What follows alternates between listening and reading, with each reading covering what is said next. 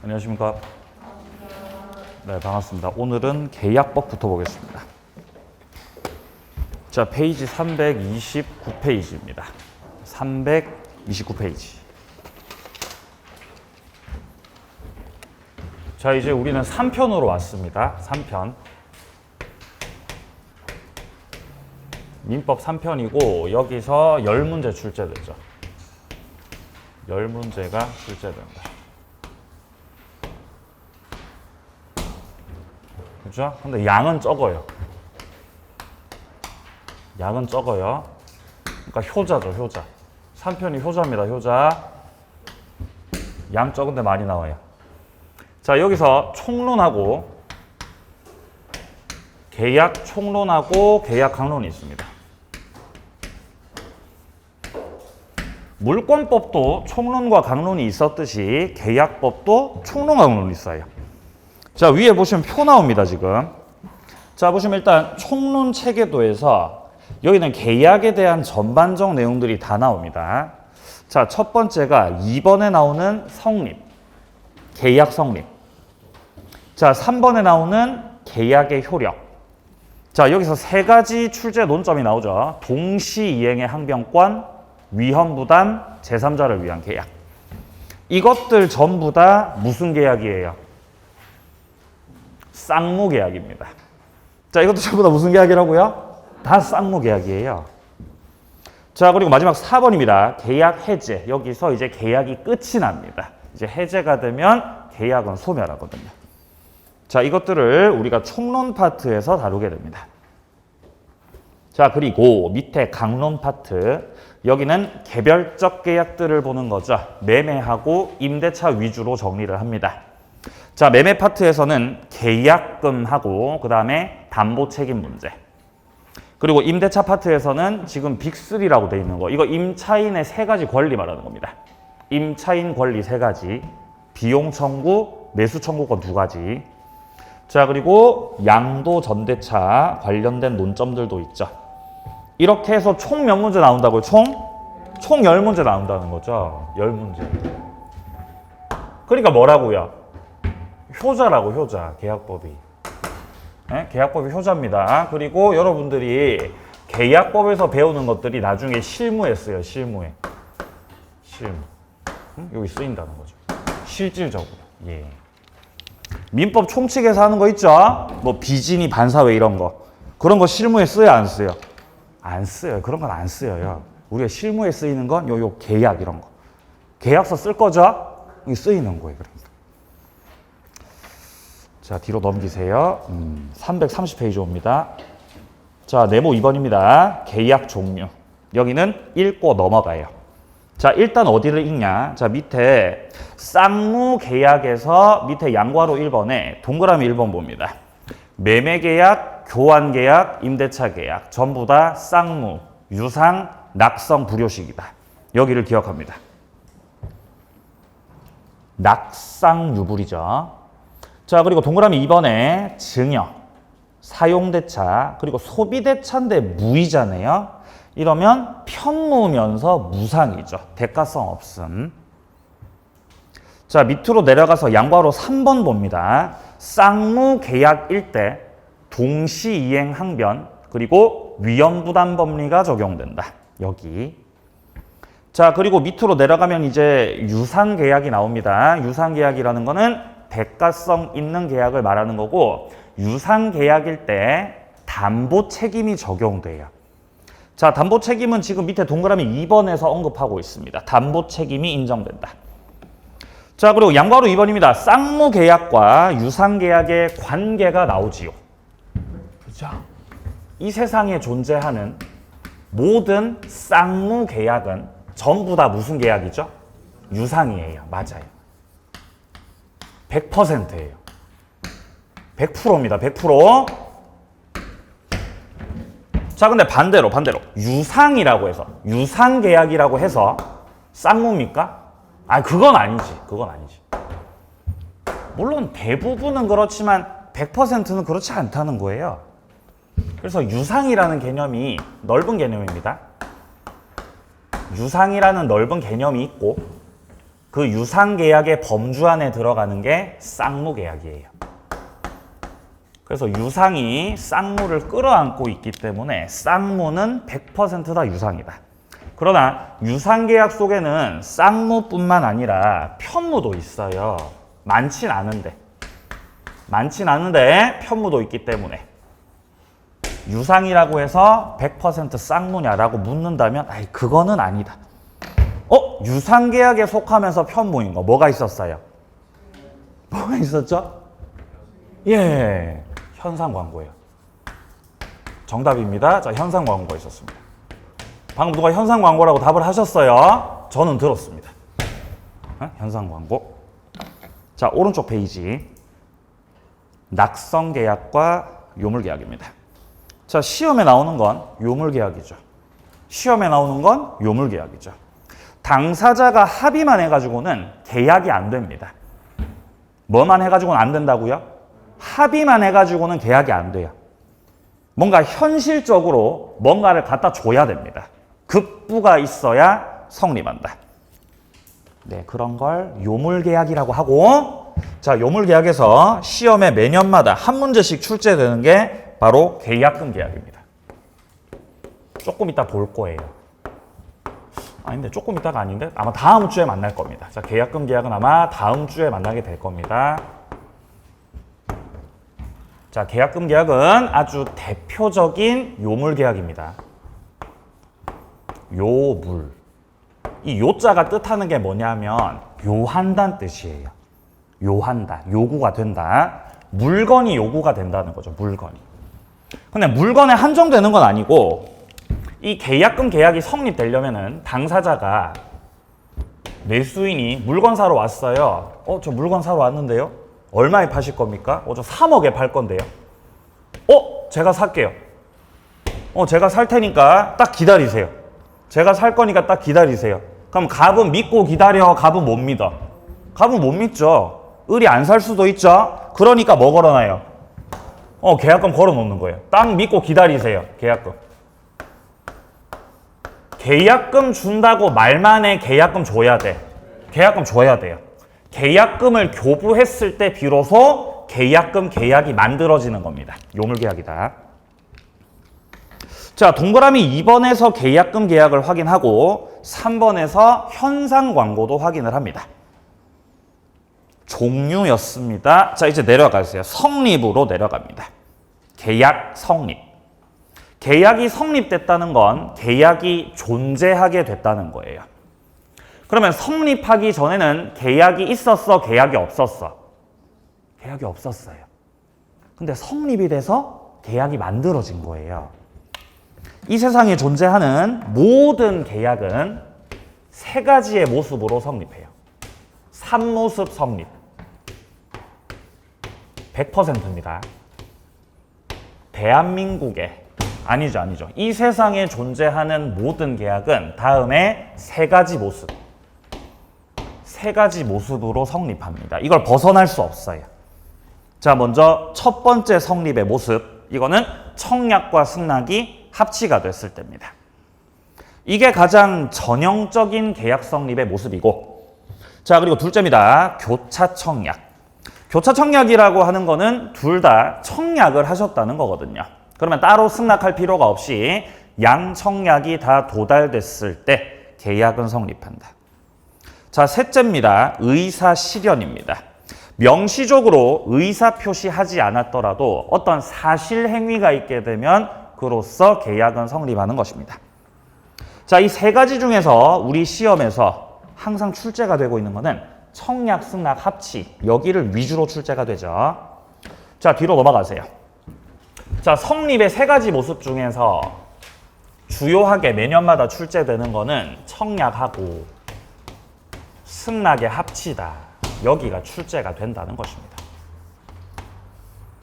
청약, 승낙이 합치가 돼야 돼, 합치. 여기서 합치가 된다는 건 객관적으로 합치,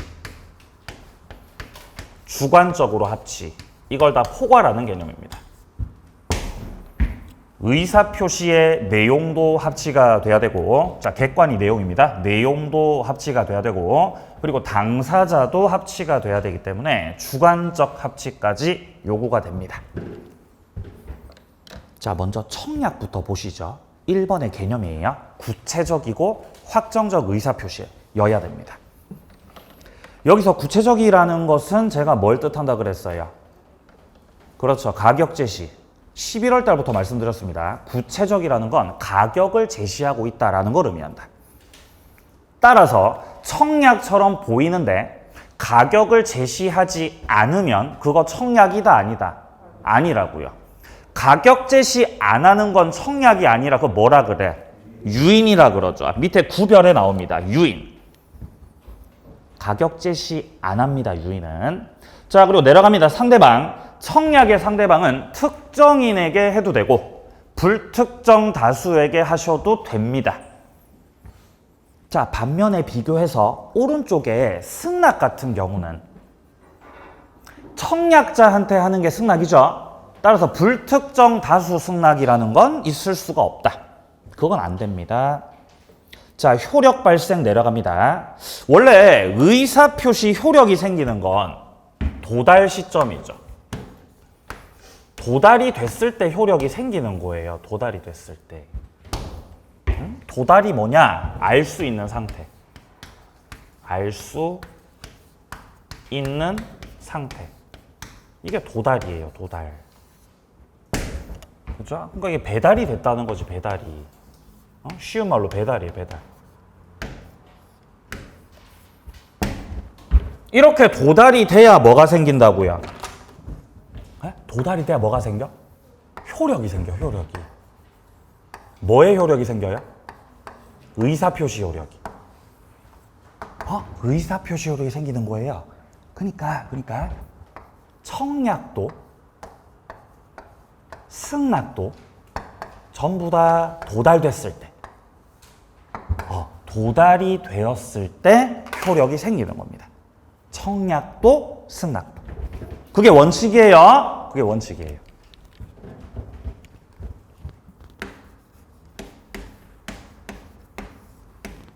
청약 그리고 승낙.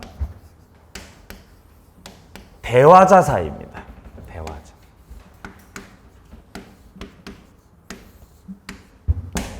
대화자는 무슨 사이예요?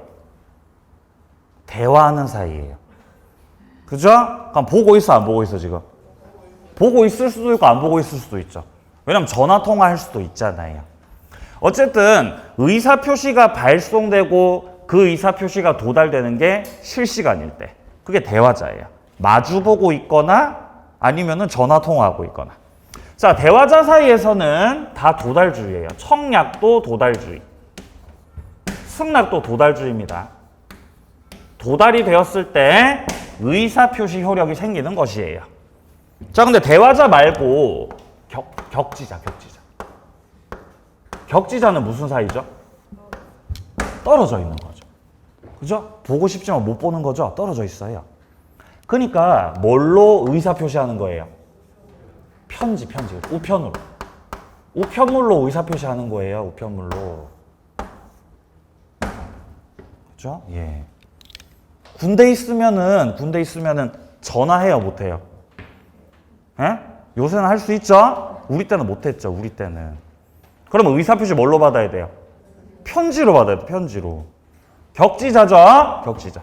그럼 편지로 왔다 갔다 할 때는 그 편지를 보낸 시점하고 편지가 배달되는 시점이 다르다고, 차이가 있다고요. 자, 그럼에도 불구하고 청약에서는 격지자 사이에서도 이거 도달주의입니다. 근데 우리 민법에서 예외적인 발신주의 취하고 있는 거, 그거는 승낙의 의사표시가 그렇다는 겁니다. 그래서 격, 승, 발, 요거를 강조했던 거죠. 격승발. 격지자 사이에서의 승낙의 의사표시는 발신주의를 취하고 있다, 요거죠. 그럼 아무리 격지자 사이라도 승낙이 아니라 청약이면 그러면은 발신주의, 도달주의인 거죠. 아무리 승낙이라도 격지자가 아니라 대화자다. 그러면 도달이요, 발신이요? 도달이요. 그러니까 격지자일 때 승낙이 그렇다는 겁니다.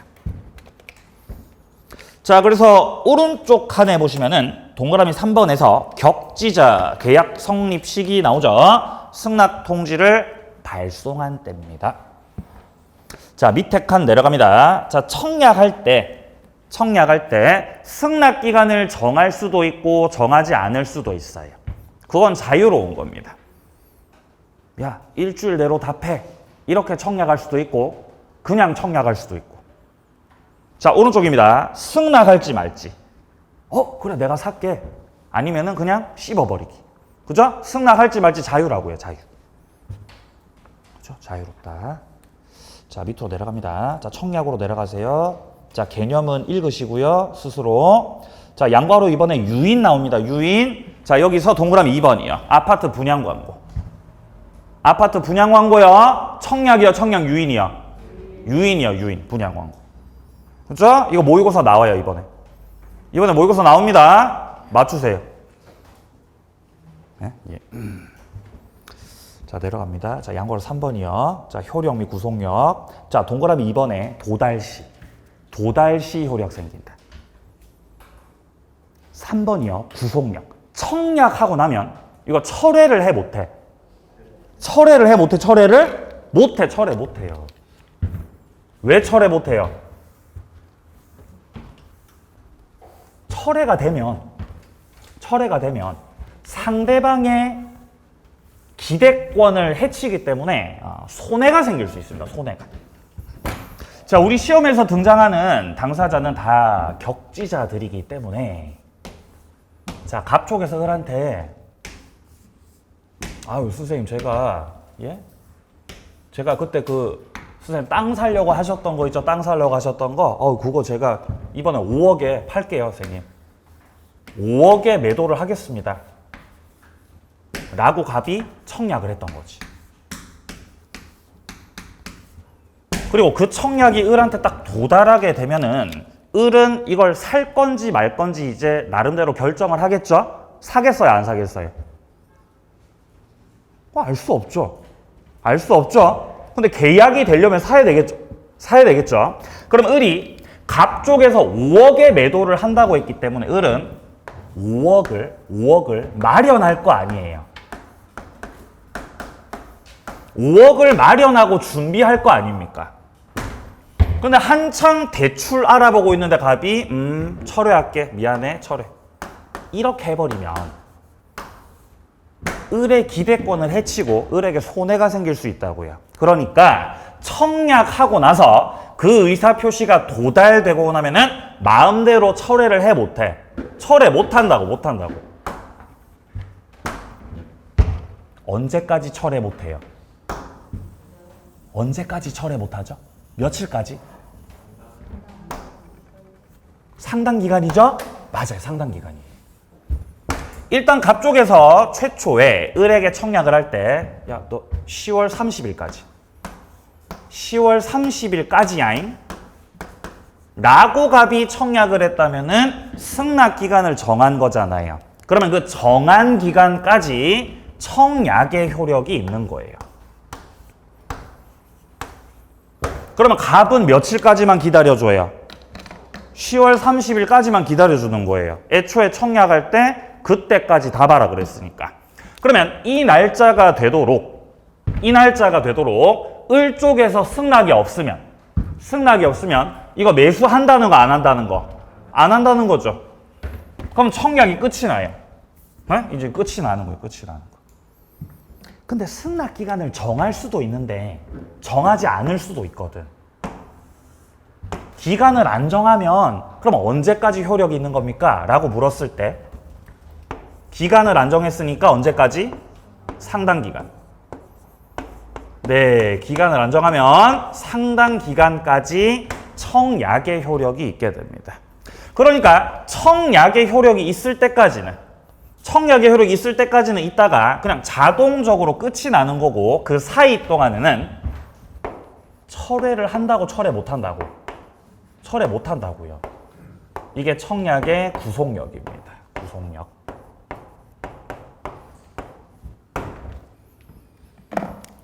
오른쪽 페이지 넘어가세요. 승낙입니다. 자, 일단 양괄호 1번에서는 청약자 쪽에서 승낙 기간을 정하셨네요. 그러면은 그 정한 기간 내로 승낙 통지 받지 못했을 때 효력을 잃게 되고, 자, 양괄호 2번은 승낙 기간을 정하지 않았죠. 그러면은 상당 기간입니다. 자, 내려갑니다. 3번. 연착된 승낙. 조건 붙이거나 변경을 가해서 승낙했다. 이러면 계약이 성립해요, 성립 안 해요? 성립 안 합니다, 이러면. 이렇게 되면 계약은 성립하지 않고 이것들은 새로운 청약이 되는 거죠. 자, 양괄호 4번 같은 경우는 승낙자가 승낙할지 말지는 자유롭다는 거죠. 자유. 밑에 지문에서 일정 기간 내로 회답하지 않으면 계약이 성립하는 걸로 간주하겠다. 이거 구속력 있어, 없어? 구속력 없어요. 그죠? 예. 나랑 결혼하자. 너 일주일 동안 답 안 하면 그냥 결혼하는 걸로 간주. 돼, 안 돼? 안 돼요. 결혼 안 됩니다. 예. 자, 내려가세요. 양괄호 6번이요. 사고 연착. 자, 사고 연착 같은 경우는 을 쪽에서 승낙을 했다. 자, 을 쪽에서 갑에게 승낙을 하셨다는 거죠. 자, 그리고 승낙 기간은 10월 30일까지. 자, 승낙 기간은 10월 30일까지였습니다. 자, 근데 여기서 만약에 을이요. 승낙을 발송했는데 승낙을 발송했던 게 10월 29일이었어요. 그래서 승낙이 10월 31일에 도착이 된 거예요. 자, 요 날짜로 승낙을 발송했고 31일자로 승낙이 도달되었고요. 그러면 승낙이 기간 내로 도착했어요, 연착됐어요? 연착된 거지. 이게 바로 연착된 승낙입니다.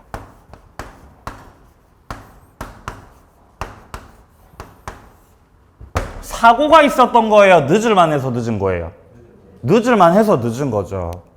꼭 닥쳐야만 하는 사람들이 있거든요. 꼭 닥쳐야만 하는 사람들. 그죠? 그러니까 전날에 보내니까 이렇게 늦어버린 거지. 이렇게 되면 계약이 성립해요, 성립 안 해요? 계약 성립 안 됩니다. 계약이 성립하지 않고. 성립하지 않고. 뭘로 볼 수 있다? 새로운 청약으로 볼 수 있다. 근데 문제는 연착됐을 때요. 연착됐을 때 을이 10월 20일에 보냈어요. 미리 보냈던 거지, 빨리빨리. 발송했는데 안타깝게도 뭔가 사고가 터져가지고 10월 31일자로 도달됐다. 이거는 늦을만 해서 늦은 게 아니거든요. 이건 뭔가 사고가 터진 것이기 때문에 이런 연착을 따로 빼서 사고 연착이라 그런다. 이러면 계약 성립한다, 성립 안 한다? 알 수 없다. 여기서는 누구한테 공이 넘어가죠? 청약자 갑한테 공 넘어가죠. 갑 쪽에서 뭐 해야 돼요? 연착 통지해야죠. 연착 통지해야죠. 을 쪽에서 애진작에 승낙 통지를 발송했던 상황이기 때문에 을은 돈 마련하려고 준비하고 있겠죠. 근데 안타깝지만 사고가 생겨서 늦어버렸기 때문에 갑 쪽에서 을에게 연착됐다고 통지해줘야 됩니다. 자, 그럼 여기서 연착 통지를 하면 연착된 걸로, 연착 안 된 걸로? 연착된 걸로. 그럼 계약은 성립해, 성립 안 해? 성립 안 하지. 요렇게. 자, 반대로 갑 쪽에서 연착 통지를 하지 않으면은 연착되지 않은 걸로 간주됩니다. 갑이 아무 말도 안 한다는 건 나는 이대로 계약이 돼도 좋다는 거거든요. 그러면 계약은 성립해요.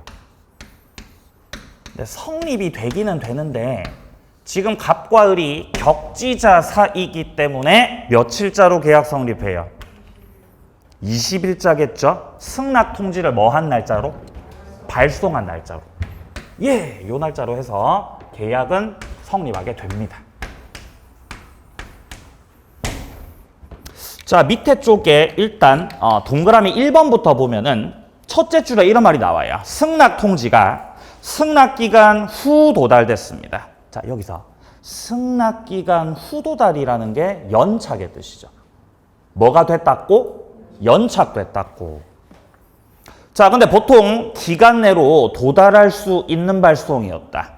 그러니까 닥쳐서 보냈다, 여유롭게 보냈다. 여유롭게 보냈다는 거예요. 여유롭게 보냈는데 연착된 거죠? 이게 무슨 연착이에요? 사고 연착. 사고 연착이라는 거죠. 둘째 줄, 청약자는 지체 없이 연착 통지 해야 된다. 연착 통지 안 하면 연착되지 않은 걸로 간주된다. 그럼 계약은 뭐가 된다? 성립한다. 밑에 표 보세요, 표. 지금 표 첫째 칸에 보시면 연착 통지하지 않으면이라고 되어 있습니다. 그러면 연착되지 않은 걸로 계약은 성립하게 되고, 그 반대로 밑에 칸에 보시면은 연착 통지를 하셨죠? 그러면 연착된 걸로 간주가 되고 계약은 성립해요, 성립 안 해요? 성립 안 하게 됩니다. 자, 청약 승낙이었습니다. 자, 다음 이제 뒤로 넘어가세요. 334페이지입니다. 자, 네모 2번에 보시면 계약 성립에 특수 문제가 나오고 있습니다. 여기서부터 나오는 게 불능입니다. 계약법을 관통하고 있는 게 바로 불능이라는 개념이에요. 불능. 불능은 이런 문제죠. 매매 계약이 체결되고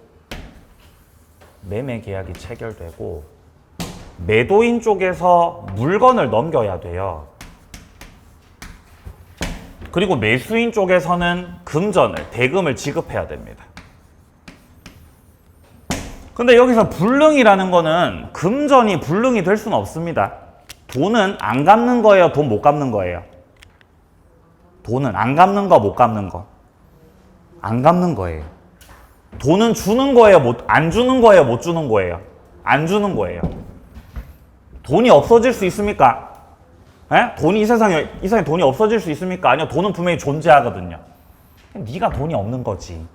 그러니까 여기서는 불능이 생길 수 없어요. 불능이 생길 수 없고, 을이 돈 안 주면 이거는 100% 돈 안 주면 이행지체입니다.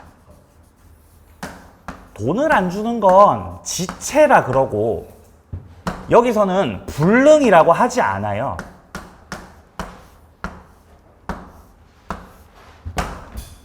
불능이 문제가 되는 건 물건이에요. 이거는 물건이 망가질 수 있잖아요.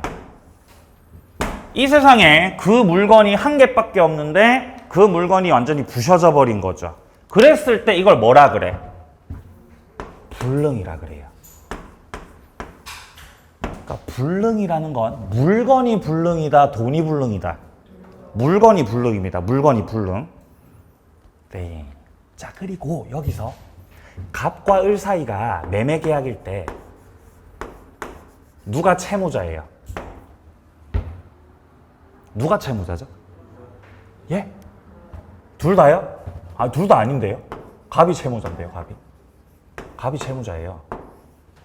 을은 채권자죠? 약속했잖아요. 약속했죠? 까먹었죠? 자, 매매 계약을 할 때 갑 쪽에서 만약에 건물을 넘긴다고 한다면, 건물을 이전시킨다고 한다면은 그 매매 목적물 기준으로 해서 물건을 넘겨야 될 사람이 채무자죠. 이게 매도인 측입니다. 채무자. 자, 반대로 건물을 넘겨받을 권리가 있는 사람, 그 사람이 바로 채권자, 매수인이라는 거예요. 이것들이 계약법을 관통하고 있으니까 기억하셔야 돼요. 불능이라는 거는 매도인 측에서 불능 생긴 거고 채무자가 매도인이다 라고 약속했다. 자, 이 상태에서 물건이 부셔졌기 때문에 이 불능에 대해서 뭔가 문제 해결을 해야 되는데, 불능의 개념이 원시적 불능도 있고, 그리고 무슨 불능도 있어요? 후발적 불능도 있어요.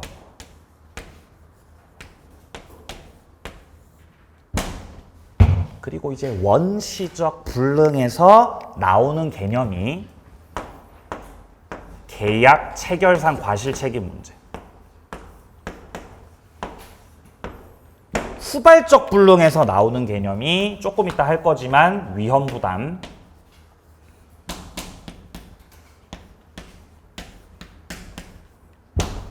그리고 채무 불이행. 이게 후발적 불능에서 나오는 개념입니다.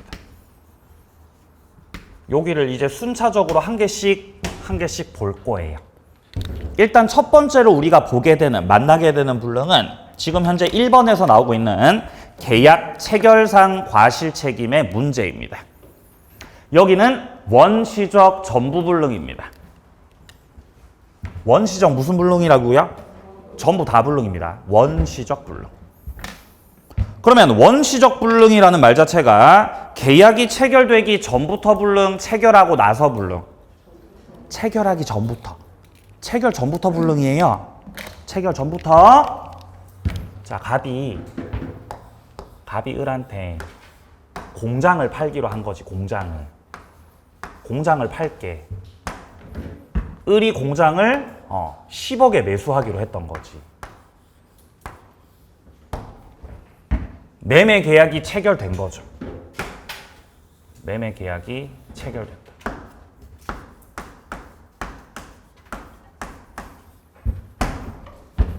근데 체결하기 전부터 불능이었기 때문에 공장은 없었어요. 이게 바로 원시적 전부 불능입니다. 전부가 싹 다 불능이다. 그러면 원시적 전부 불능이라면은 갑과 을 사이에 매매 계약이 유효라는 거다, 무효라는 거다? 무효라는 거죠. 매매가 무효예요.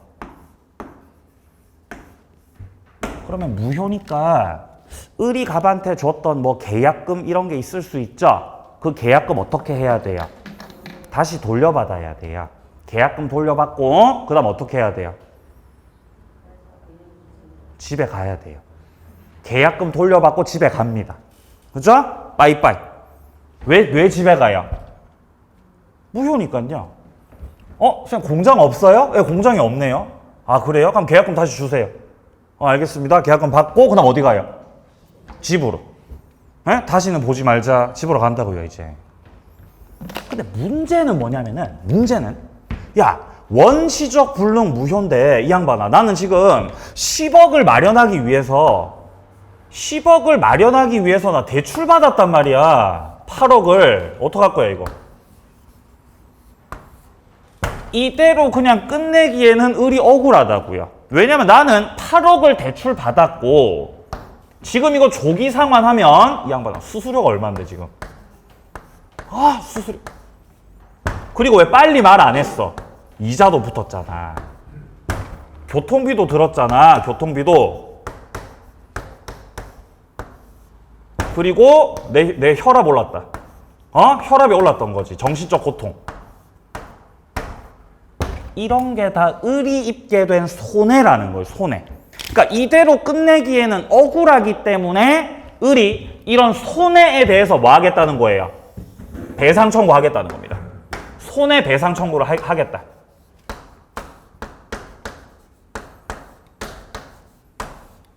그렇다는 건 을은 계약 체결 당시는 원시적 전부 불능이라는 걸 을은 알았다, 몰랐다? 몰랐다는 거죠. 나는 몰랐지, 그때 당시에. 그리고 무과실까지 요구됩니다. 충분히 확인까지 했었다. 무과실. 자, 그리고 반면에 갑 같은 경우는 원시적 전부 불능이라는 거를 알았거나 알 수 있었다. 그러니까 이렇게 되기는 사실 쉽지 않아요, 현실적으로. 원래 민법에서 계약에서 계약이 체결됐다가 원시적 전부 불능 무효잖아요. 그럼 그냥 헤어지는 거예요. 책임을 묻지 않아요. 그게 원칙입니다.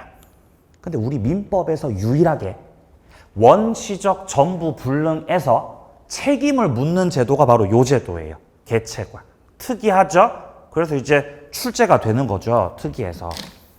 근데 책임을 묻는 게 원칙은 아니기 때문에 요건이 까다로운 거죠.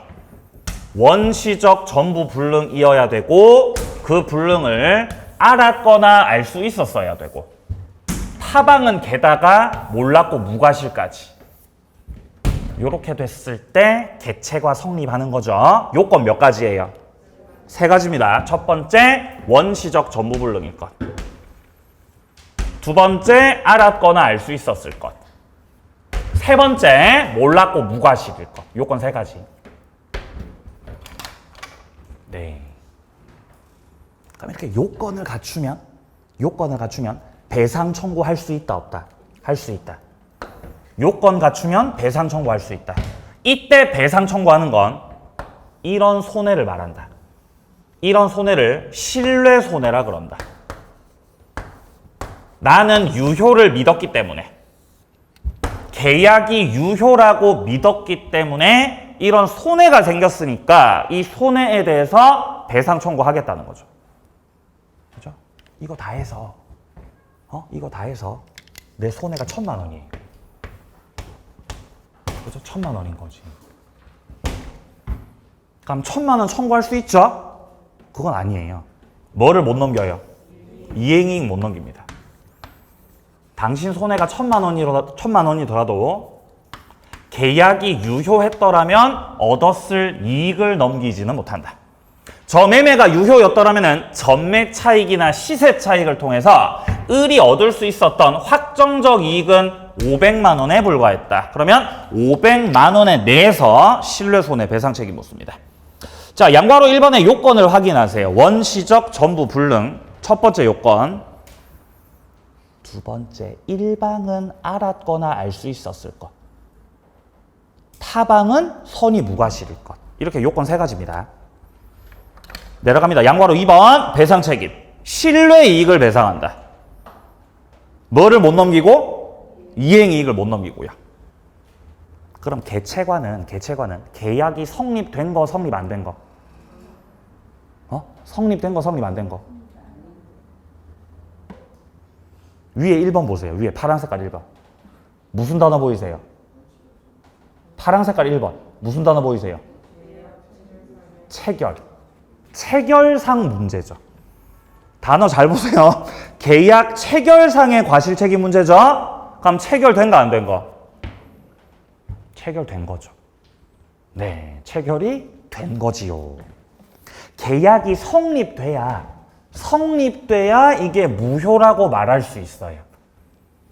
성립 자체가 안 됐으면은 무효라고 할 수 없습니다. 성립이 되어야 효력이 없다고 할 수 있다. 여기 성립이라고 써놨죠, 지금 제가. 체결된 거, 체결 안 된 거. 체결된 겁니다. 아니, 선생님, 성립하고 체결하고 다르잖아요. 뭐가 달라요? 똑같아요. 성립, 체결 같은 말이에요. 또 뭐도 같은 말이에요? 합의가 되었다. 또 뭐도 같은 말이에요? 합치가 되었다. 또 뭐도 같은 말이에요? 이제 없어요. 이제 없습니다. 성립, 체결, 합의, 합치 다 같은 말. 계약이 만들어졌다는 뜻입니다. 내려가죠. 적용 문제. 자, 동그라미 1번 잡습니다. 개체과 535조가 적용되려면은 원시적 불능이면서 전부 불능이어야 됩니다. 원시적이면서 무슨 불능? 전부 불능. 그래야 개체과라고요. 개체과. 원전이에요. 원전이에요. 원시적 전부. 자, 내려갑니다. 동그라미 3번이요. 부동산 매매를 했는데 원시적 수량 부족입니다. 수량 부족의 문제에서는 원시적이지만 일부 불능이라는 거거든요. 그러면 개체과 적용돼, 안 돼? 안 되지요. 자, 지금 동그라미 3번에서 말하고 있는 거는 원시적 불능은 맞지만, 네, 원시적 불능은 맞지만 원시적 일부 불능이에요. 원시적 일부 불능. 자, 그리고 동그라미 4번 같은 경우는 교섭 중 부당 파기. 교섭 중 부당 파기. 교섭 단계에서 파기됐다는 건 계약이 성립했다는 거다, 성립 안 했다는 거다. 성립 안 했다는 거다. 계약이 성립되기 전에 파기됐다는 거다. 따라서 이 두 가지의 경우에는 계약 체결상 과실책임 문제 535조가 적용이 돼, 적용이 안 돼? 적용 안 돼요. 동그라미 3번은 왜 적용 안 되는 거죠? 동그라미 3번은 일부 불능이라서 적용이 안 되는 거예요. 그럼 동그라미 4번은 왜 적용 안 되는 거죠? 계약 체결 전이라서. 맞아요. 한 번 더. 동그라미 3번은 왜 535조가 적용 안 돼 버리는 거죠? 일부 불능이라서. 3번은 일부 불능이거든. 그래서 535조 적용 안 되고, 4번 같은 경우는 교섭 중 부당 파기의 문제는 계약이 아예 성립조차 되지 않은 경우라서 적용 안 돼요. 적용 안 됩니다. 동그라미 4번 보세요. 당사자가 교섭 중 부당 파기했습니다. 밑에 줄 봅니다. 계약 체결상 과실 책임의 문제는 적용될 수 없습니다. 다만 무슨 책임을 인정한다? 불법을 인정한다는 거예요. 개체과를 적용시킬 수가 없기 때문에 불법을 적용시켜서 배상 책임을 인정하고 있는 제도입니다. 교섭 중 부당 파기. 네, 나올 가능성은 뭐 그렇게 높진 않습니다. 예, 뭐 책에는 빈출이라고 되어 있는데 과연 빈출일까요? 그렇지 않습니다. 자, 오른쪽 페이지 넘어가 보세요. 자, 파란색 이번에 지금 교섭 중 부당 파기 문제가 나오고 있습니다. 알아야 될 것만 설명하고 넘어갑니다. 교섭 중 부당 파기.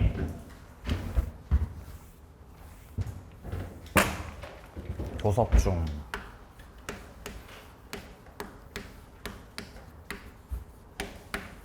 부당 파기.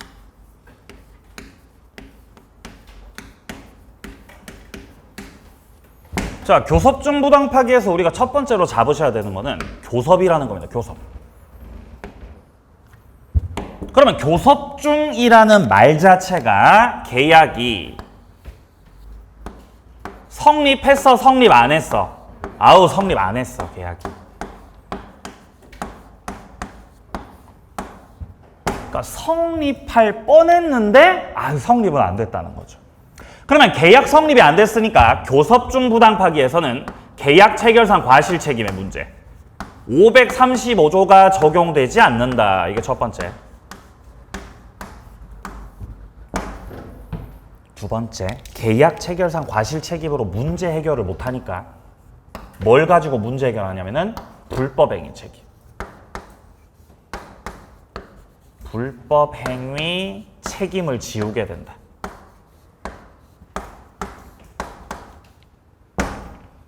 자, 세 번째. 불법 행위 책임을 원인으로 해서 결국에는 신뢰 손해배상 책임을 묻는다. 이게 특이한 점이에요. 신뢰 손해는 개체과에서 나오는 거 아닌가요? 여기서도 나와요. 교섭 중 부당 파기. 여기서 말하는 손해는 계약이 체결되기 전에 착수 비용이나 뭔가를 준비했던 비용들 이거 하고 정신적 고통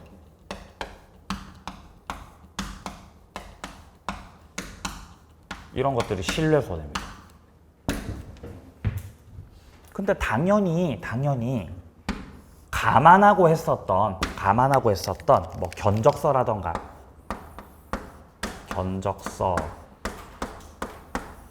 제안서 이런 것들은 포함이 안 돼요.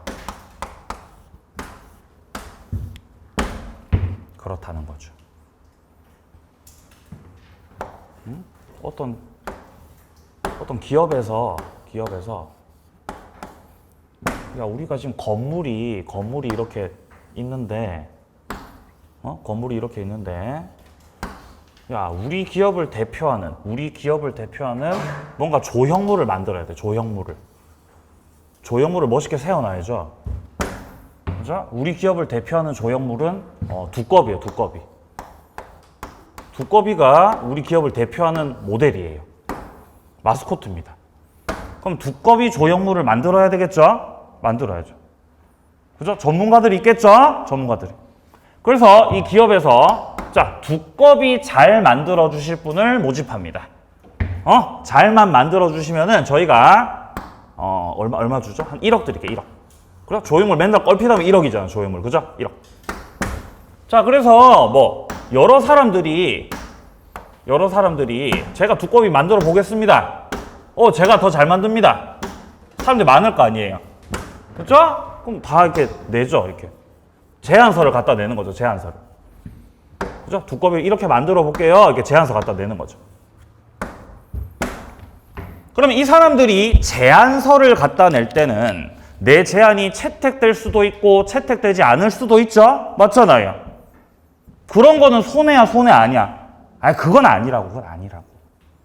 다만 기업에서 교수님 안녕하세요. 제안서 잘 봤어요. 아주 마음에 드는데요? 괜찮으니까 시작하세요. 자, 교수님 시작하세요. 시작하라 그랬어요. 작업을 시작하라 그랬다고. 근데 계약은 성립됐어, 안 됐어? 계약은 안 됐거든요. 근데 시작하라 그랬죠. 시작하라고. 그럼 이분은 이제 두꺼비 조형물 만들려고 착수했겠죠. 근데 갑자기 죄송하지만 계획이 무산됐습니다. 두꺼비 안 만드셔도 됩니다. 이렇게 되면은 부당 파기돼 버리는 거예요. 교수님은 지금 믿고 철골해가지고 지금 만들고 있다고, 두꺼비를. 근데 갑자기 느닷없이 이제 하지 마세요. 안 하셔도 됩니다. 라고 부당 파기해버리면 마음이 아프죠? 나는 계약이 될 거라고 믿었죠? 그게 뭐예요? 나는 믿었기 때문에 손해가 생겼다는 거죠? 그게 신뢰 손해라는 거예요. 그죠? 착수비용, 준비비용 내놔라, 나쁜 놈들아. 착수하는데 준비하는데 비용 들어갔다는 거죠. 그리고 내 정신적 고통. 배상 책임 묻습니다. 계약은 됐어요, 안 됐어요? 계약은 아직 안 됐습니다. 근데 될 것처럼 했다는 거지, 니네들이. 될 것처럼 사람 마음 들었다가 놨으니까 책임지라는 겁니다. 자, 지금 현재 일단 양과로 3번의 법적 책임 문제에서요. 자, 동그라미 1번입니다. 파기한 자에게 계약의 내용을 강제할 수 없습니다. 싫어, 나는 두꺼비 만들 거야. 이렇게 할 수 있어, 없어? 없다고요. 왜 이렇게 할 수 없죠? 계약이 안 됐으니까. 계약이 성립 안 됐으니까. 2번입니다. 체결 전 단계다. 채무 불이행 책임. 개체과 이거 안 된다고요. 뭘로 문제 해결한다? 불법이다. 사람 마음 들었다 놨다 한 건 불법이다. 불법. 내려갑니다. 범위 첫 번째, 신뢰 손해를 배상한다. 자, 여기서 신뢰 손해라고 하는 것은 착수비용, 준비비용 그런 것들입니다. 네. 자, 그래서 동그라미 2번에 계약의 성립을 기대하고 이행을 위해서 지출했죠? 이행을 위해서. 그럼 두꺼비 만들려고 뭐 사왔어요? 철근을 사온 거지, 철근을. 그죠? 그래, 이렇게 뼈대가 만들어질 거 아니에요. 안 만들어 보셨어요? 좀 만들고 그러세요, 좀. 자, 동그라미 3번, 정신적 손해. 그것도 이제 청구할 수 있어요. 그죠? 내 자존심에 금 간 거죠. 정신적 손해. 자, 뒷페이지. 근데 뭐는 안 돼? 뭐는 신뢰 손해 아니야? 견적서. 그건 아니야. 견적서 제안서. 그건 아니지. 그거는 될 수도 있고 안 될 수 있으니까 이 정도는 감안하고 보냈던 거죠. 야, 이거는 손해 아니야. 이 배상 책임 하지 마, 이거는. 자, 효력부터는 좀 쉬었다가